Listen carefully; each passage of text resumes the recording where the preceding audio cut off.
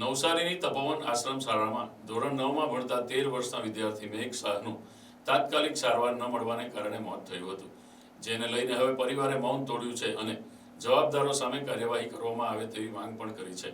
તો મૃતકના મામાએ પોતાના ભાણેજનું બેદરકારીને કારણે મોત થયું હોવાનો આક્ષેપ કરી નવસારી પોલીસ પાસે ન્યાયની માંગણી કરી છે.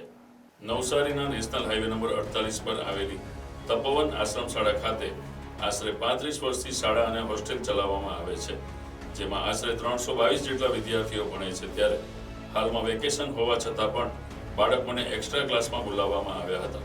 આ એક્સ્ટ્રા ક્લાસ એટેન્ડ કરવા માટે મેઘ શાહ નામનો એક બાળક મધ્યપ્રદેશના ખેતિયા ખાતેથી છેલ્લા 4-5 દિવસ પહેલા નવસારી ખાતે આવ્યો હતો અને તે ઘરેથી આવ્યો ત્યારે એકદમ સ્વસ્થ હોવાનું શાળાએ પણ સ્વીકાર્યું છે.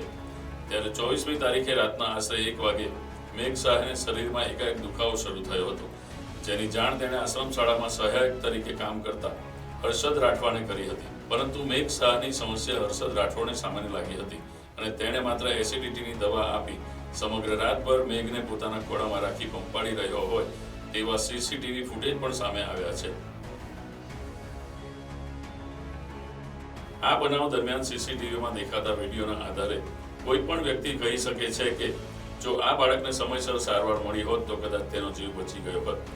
પરંતુ પોતાના કામમાં બેદરકારી દાખવનાર હર્ષદ રાઠવા દ્વારા બાળકને રાત્રિના 1 વાગ્યાથી લઈ અને સવારે 8 વાગ્યા સુધી માત્ર સાંત્વના જ આપવામાં આવી હતી અને ત્યારબાદ તેને ખાનગી હોસ્પિટલમાં સારવાર માટે ખસેડવામાં આવ્યો હતો.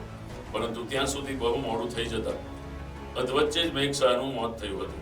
આ સમગ્ર ઘટનાને લઈને તેના મામા દર્શન જૈન દ્વારા સીસીટીવી ફૂટેજ જોયા બાદ સંસ્થા પર ગંભીર આક્ષેપો કરવામાં આવ્યા છે અને જવાબદાર વિરુદ્ધ કાર્યવાહી થાય તે માટેની અરજી પણ ગ્રામ્ય પોલીસને આપવામાં આવી છે.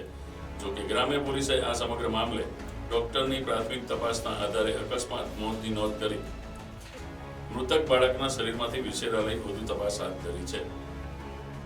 मैं उसका मामा दर्शन जैन मेघ सचिन बंसाली की 24 तारीख को नाइट में तपोवन नवसारी के अंदर बहुत अलगर्जी कारण के वजह से उसकी प्राण चले गए. उनकी अलगर्जीपना ये रहा कि मेघ का रात में 8 बजे पेट में दर्द हुआ. डॉक्टर सर ने उनके अनुसार उसे दवाई दी और 12 बजे के बाद उसे जोर से पेन होने लगा. वो डॉक्टर साहब के बाद फिर से अपनी पीड़ा बताने गया और उनके पास रात के 1 बजे से लेकर सुबह की 8 बजे तक उनके हाथों में तड़पते रहा. ना ही तपोवन वालों ने कोई मदद की उसके ऊपर, ना ही ट्रस्टियों ने कोई मदद की. उनकी ये अलगर्जीपना रात को 1 बजे से लेके 8 बजे तक का रहा. वो नहीं कोई डॉक्टर के पास लेके गए और इसके वजह से मेरा भांजा अपने प्राण उसी के हाथ में त्याग दिए. मैं दर्शन जैन पुलिस प्रशासन से यही मांग करता हूँ कि मेघ की जो भी तपोवन में हालत हुई है उस सब के ऊपर इंक्वायरी बैठे तपोवन के ऊपर और उनसे कठोर सजा दी जाए. यही मेरी पुलिस स्टेशन से प्रार्थना है.